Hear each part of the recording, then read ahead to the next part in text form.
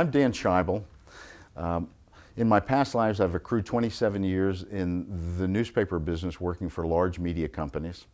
I've worked for Newhouse, Murdoch, Thompson, and Hearst. I've worked in advertising and production, in labor, and in IT. I currently handle the relationships with content providers for the preeminent American brand in full-service media monitoring. That would be BurrellesLuce.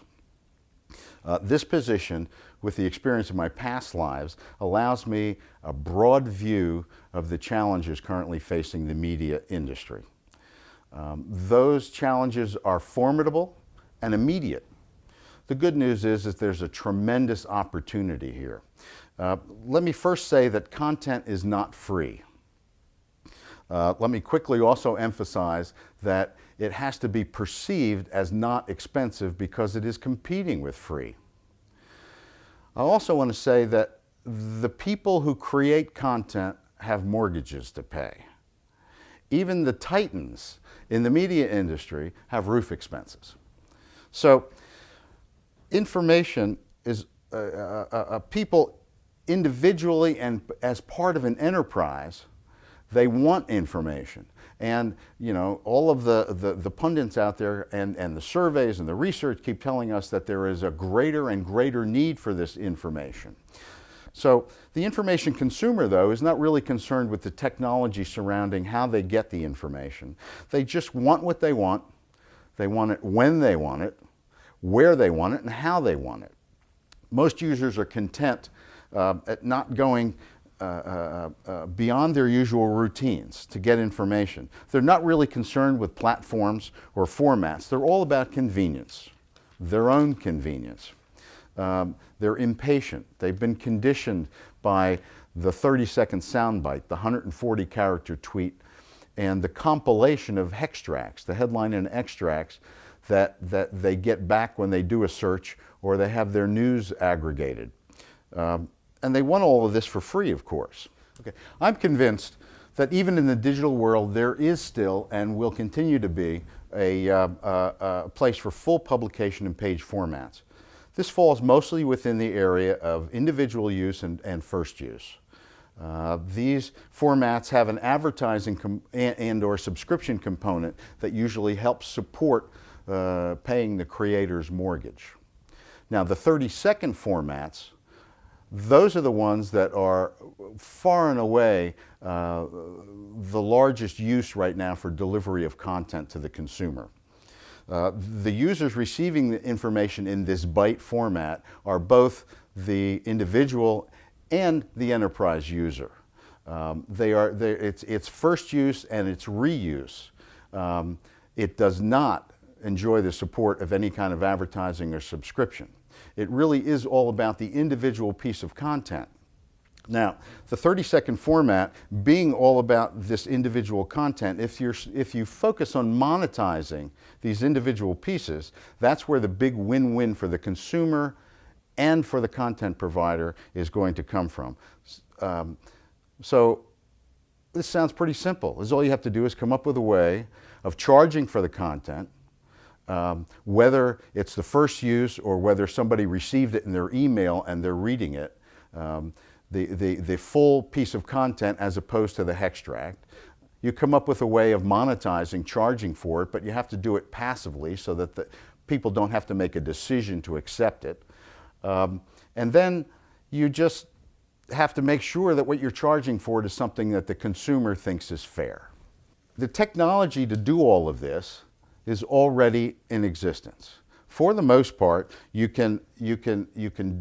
there is tracking software and there's software to monetize all of this stuff, and for all different medias. So the question then becomes, why hasn't it been done? So immediately a couple of phrases come to mind. The first one is the inventor's dilemma. Clay Christensen wrote a great book about that in 1997. The second phrase that comes to mind is trying to turn around an aircraft carrier. So the real issue is that the legacy environment that the media companies operate in is just blinding.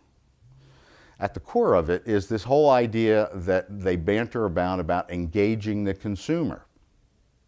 It's become a buzzword about, of course, the media companies trying to do the engaging. Well, the consumer hasn't really gotten the message that they're being engaged, at least not by the media companies' definition, which is all about adoption and paying them for it. To highlight this, I was at a conference last fall with, it was well attended by many, many aspiring media titans.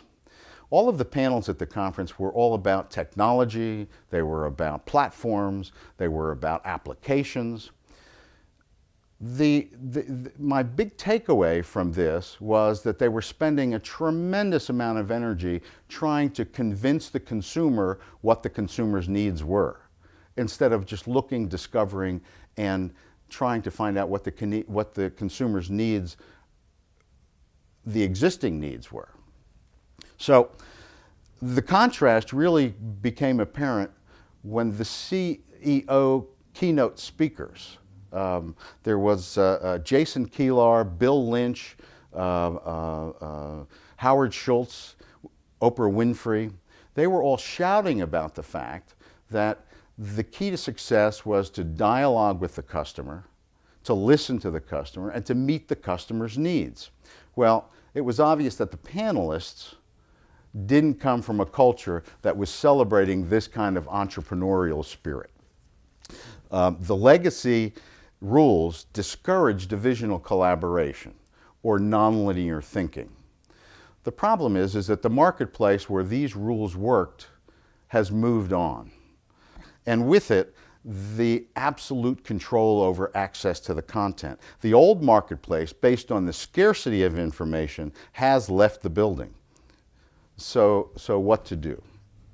Well, I have a suggestion, and my suggestion would be to convene an industry steering committee, and with some very special particular participants. So if you got a steering committee, not a committee that was for strategy, that was going to set strategy for the industry, and you included Hurst Frank Bennick, and you included from Advance, Donald or Stephen Newhouse, and you added in Bill Lynch from Barnes & Noble, and then Clay Shirky, and maybe Ken Doctor to take notes. And you sequestered these guys for a week, and you said, okay, come up with a strategy for the industry and an implementation plan. Well, the fact that you have Hearst and Advance, private companies there, they can be the early adopters, and they can lead and prove.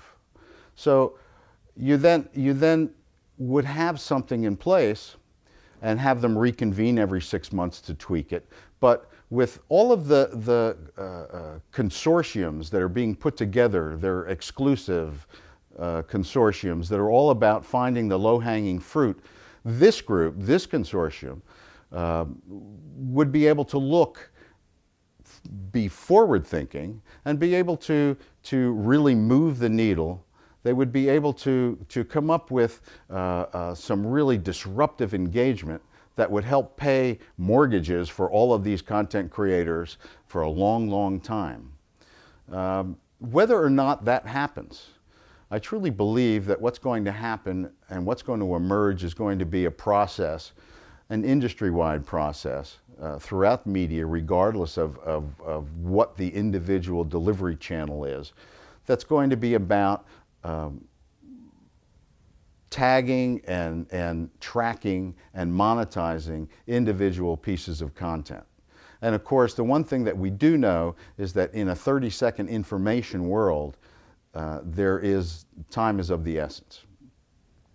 Okay, thank you.